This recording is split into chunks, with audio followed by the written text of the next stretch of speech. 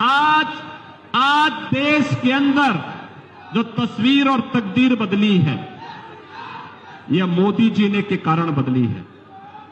देश को दुनिया के अंदर सम्मान मिल रहा है। 140 करोड़ भारतीयों को आतंकवाद और नक्सलवाद से मुक्ति मिली है। देश की सीमाएं सुरक्षित हुई हैं। विकास के बड़े बड़े कार्य हो रहे हैं। Highway, railway, metro, rapid rail, train की नई नई सौगात वंदे भारत, अमृत भारत, नमो भारत ट्रेन के रूप में मिल रही है। 1 डिस्ट्रिक्ट 1 मेडिकल कॉलेज बन रहे हैं। हर कमिश्नरी में विश्वविद्यालय बन रहे हैं। IIT, IIM, IIIT, NIT, AIIMS जैसे संस्थान खड़े हो रहे हैं और हर घर नल योजना के माध्यम से शुद्ध पेयजल भी उपलब्ध करवाने का कार्य हो रहा है। बहनों और भाइयों, याद करिए, ये समाजवादी पार्टी की सरकार के समय गरीब भूख से मरता था। गरीब चिकित्सा सुविधा के भाव में दम तोड़ता था। किसान आत्महत्या करता था। नौजवान की नौकरी पे सेंध लगती थी। बेटी और व्यापारी सुरक्षित नहीं थी। लेकिन बहनों और भाइयों, मोदी जी ने मंदिर भी बनवाने का काम किया, रामलला को विराजमान करने का काम किया। तो हमने कहा, मोदी जी अगर रामलला को विराजमान कराने का काम कर रहे हैं और अयोध्या में रामलला विराजमान हुए हैं, तो ये बड़े बड़े माफिया और अपराधी जो जनता का खून चूसते थे, हमने कहा इनकी भी राम नाम सत्य है कि यात्रा निकाल लेनी चाहिए। बहनों और भाइयों, आज आप देखते होंगे उत्तर प्रदेश में कोई माफिया, जितने दुर्दांत माफिया थे, या तो जहन्नुम में चले गए या फिर प्रदेश छोड़ करके सदैव के लिए मुक्त हो चुके हैं। बहनों और भाइयों, आज आप देखो, गरीब के लिए राशन भी है, 5 लाख रुपए के आयुष्मान के कार्ड की सुविधा भी है, किसान के लिए किसान सम्मान निधि है, गरीब के लिए पेयजल की व्यवस्था भी है, घर घर में शौचालय का निर्माण हो रहा है, तो घर घर में उज्ज्वला योजना का कनेक्शन भी है। मोदी जी ने कहा है, तीसरी बार सरकार बनेगी, तीसरी बार सरकार बनेगी तो 70 वर्ष से ऊपर के हर व्यक्ति को 5 लाख रुपए प्रति वर्ष स्वास्थ्य की सुविधा उपलब्ध करवाएंगे। बहनों और भाइयों, मोदी जी ने कहा है कि तीसरी बार जब सरकार बनेगी, हर वह गरीब जिसके पास आवास नहीं होगा, एक एक आवास 5 वर्ष के अंदर सभी को उपलब्ध करवा देंगे।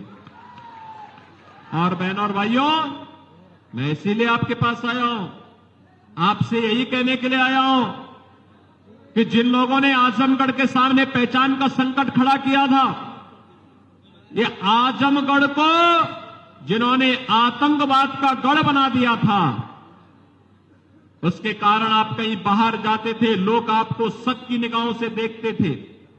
आपके सामने पहचान का संकट था। अरे वो तो निरुआ आ गया। आज आप जाते हैं, लोग सम्मान की निगाहों से देखते हैं। कहा, अच्छा, आजमगढ़ से, जहां से निरुआ सांसद है।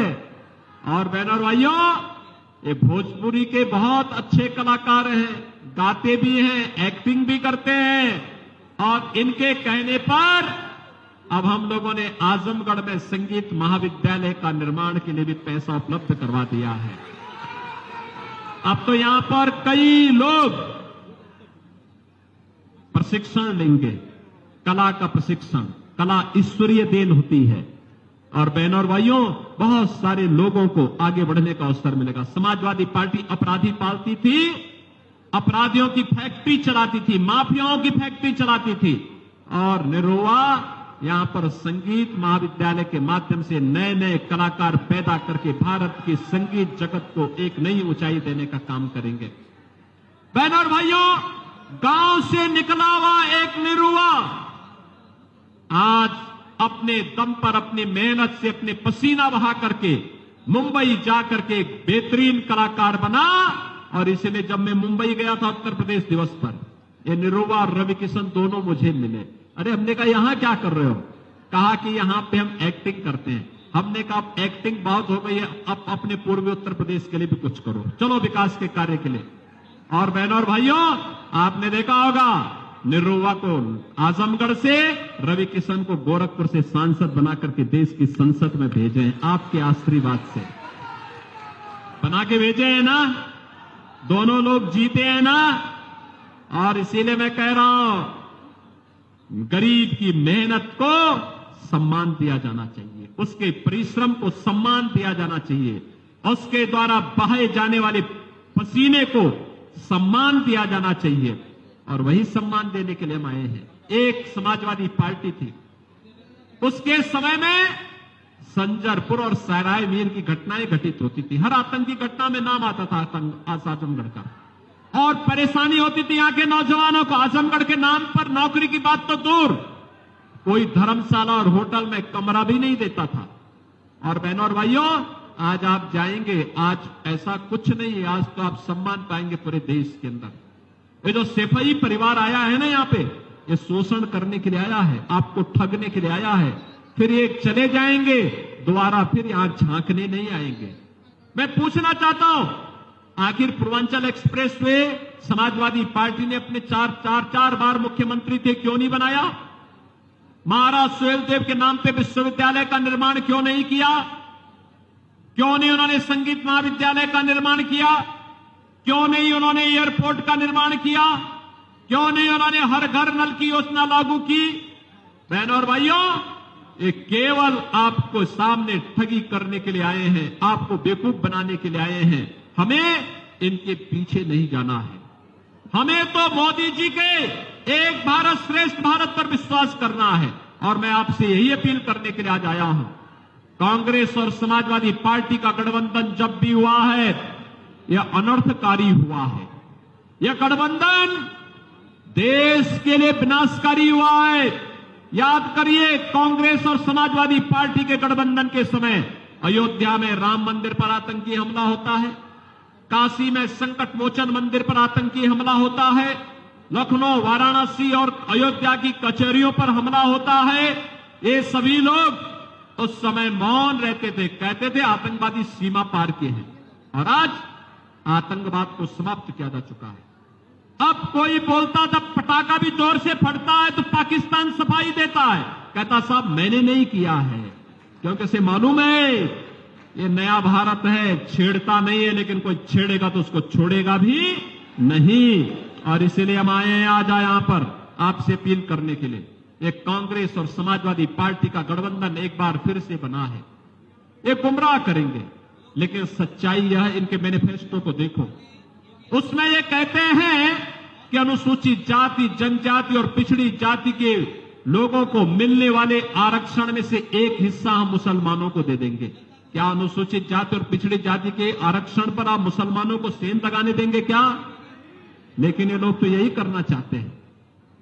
इन लोगों ने पहले भी किया थी शरारत, वो तो भारतीय जनता पार्टी ने विरोध किया, ये सफल नहीं हो पाए। और कांग्रेस के इंडी गठबंधन के सभी नेता कह रहे हैं, बिहार में लालू जी कह रहे हैं कि मुसलमानों को सारा आरक्षण दे देंगे।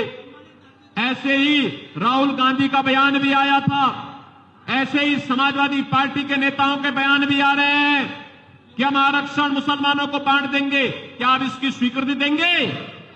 बहनों और भाइयों, बाबा साहब भीमराव अंबेडकर ने कहा था कि धर्म के आधार पर आरक्षण नहीं हो सकता, क्योंकि धर्म के आधार पर भारत का विभाजन हुआ था, इसलिए मैं दोबारा आरक्षण इस रूप में स्वीकार नहीं कर सकते। दूसरा, इन लोगों के दिमाग में एक नई खुरापात आई है। पहले इन्होंने देश को बांटा, फिर इन्होंने देश को क्षेत्र और भाषा के आधार पर बांटने का कुत्सित प्रयास किया, फिर जातियों को आपस में लड़ाने का कुत्सित प्रयास किया, और अब ये क्या करने जा रहे हैं? अब इनके द्वारा कहा जा रहा है कि हम विरासत टैक्स लगाएंगे। विरासत टैक्स का मतलब आप जानते हैं? आपके पूर्वजों के द्वारा, आपके बाप दादों के द्वारा, आपके ग्रैंडफादर और आपके फादर ने जो संपत्ति अर्जित की है, इनका विरासत टैक्स उसमें से आधा ले लेगा, और फिर उस प्रॉपर्टी को ये लोग पाकिस्तान, बांग्लादेश और अफगानिस्तान से आए हुए मुसलमानों में बांटने का काम करेंगे। क्या आप इसको स्वीकार करेंगे? क्या अरे आपके 4 कमरे का घर, 4 कमरे का घर, ये लोग कहेंगे रे तो आपको विरासत में मिला है, इसमें से आधा आपको खाली करना होगा और उसमें 2 कमरों में आप रहें और नीचे 2 कमरों में आप रहें, ऊपर के 2 कमरों में कोई पाकिस्तानी आकर के, कोई बांग्लादेशी आकर के बैठ जाएगा कि आपका तो जीना हराम हो जाएगा।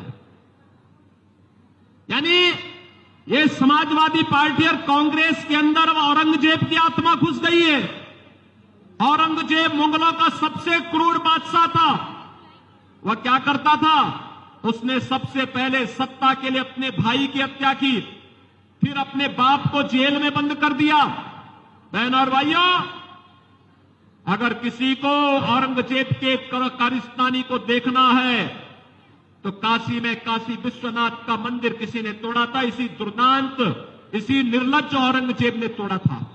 मथुरा में भगवान कृष्ण के मंदिर को तोड़ने वाला यही दुर्दांत, यही निर्लज्ज औरंगजेब था और अपने बाप को भी जेल में इसने बंद किया था। शाहजहां वही जिसने आगरा का ताजमहल बनाया था।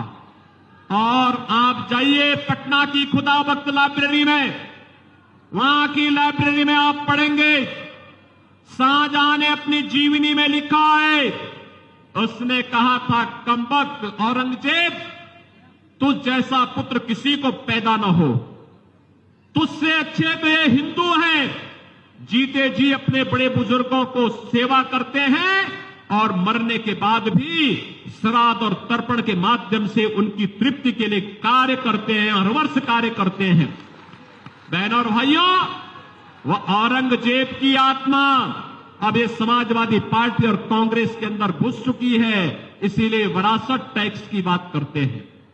क्या विरासत टैक्स लगाने वालों को, आतंकवाद का समर्थन करने वालों को, राम जन्मभूमि पर भगवान राम के मंदिर को तोड़ने, राम मंदिर के विरोध करने वालों को, गरीबों पर अत्याचार करने वालों को, बेटी और व्यापारी की सुरक्षा में सेंध लगाने वालों को क्या हम वोट देंगे? क्या हम वोट देंगे क्या उनको?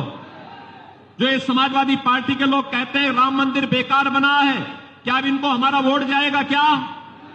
बहनों और भाइयों, राम भक्त और राम द्रोहियों के बीच की इस लड़ाई में हम सबको तय करना होगा।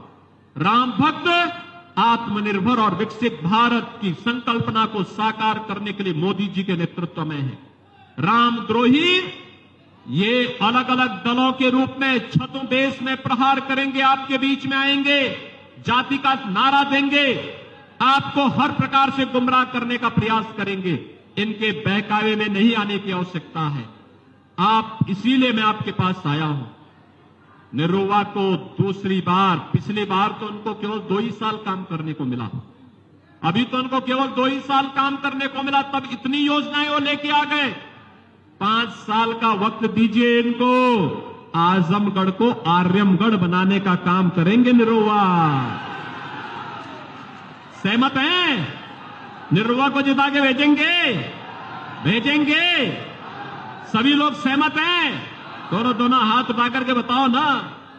मैं जानता हूं गर्मी है, लेकिन अब तो चुनाव तो है, 5 दिन का समय हमें देना पड़ेगा। सभी सहमत है ना? लेकिन आपको इसके लिए 2 काम करने पड़ेंगे। करेंगे? एक, 3 दिन का समय प्रचार के लिए आपके लिए बचा है।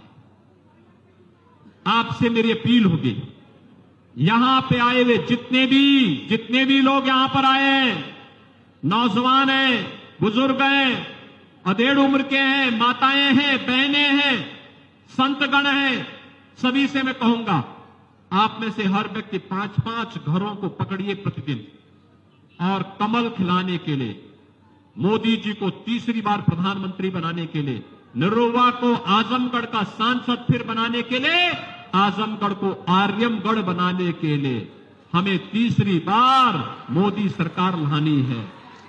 इसके लिए जाएंगे। 3 दिनों में 15 परिवार होंगे। 15 परिवारों से हर व्यक्ति संपर्क करेगा, कमल खिलाने की अपील करेगा, निरुवा को भारी बहुमत से विजयी बना के भेजेंगे, विरोधियों की जमानत जब्त कराएंगे, जो रामद्रोही है उनकी जमानत जब्त कराएंगे।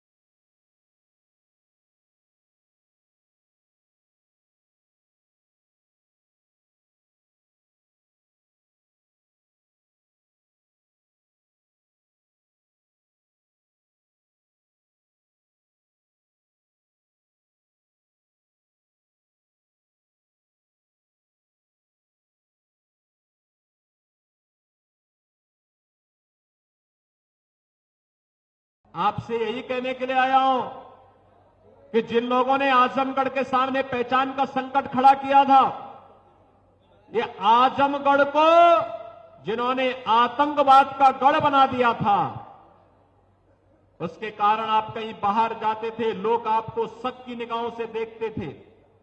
आपके सामने पहचान का संकट था, अरे वो तो ये निरुआ आ गया। आज आप जाते हैं, लोग सम्मान की निगाहों से देखते हैं। कहा अच्छा, आजमगढ़ से, जहां से निरुआ सांसद है। और बहनों और भाइयों, ये भोजपुरी के बहुत अच्छे कलाकार हैं, गाते भी हैं, एक्टिंग भी करते हैं। और इनके कहने पर अब हम लोगों ने आजमगढ़ में संगीत महाविद्यालय का निर्माण के लिए भी पैसा उपलब्ध करवा दिया है। अब तो यहां पर कई लोग प्रशिक्षण लेंगे, कला का प्रशिक्षण। कला ईश्वरीय देन होती है। और बहनों और भाइयों, बहुत सारे लोगों को आगे बढ़ने का अवसर मिलेगा। समाजवादी पार्टी अपराधी पालती थी, अपराधियों की फैक्ट्री चलाती थी, माफियाओं की फैक्ट्री चलाती थी। और निरुआ यहां पर संगीत महाविद्यालय के माध्यम से नए नए कलाकार पैदा करके भारत की संगीत जगत को एक नई ऊंचाई देने का काम करेंगे।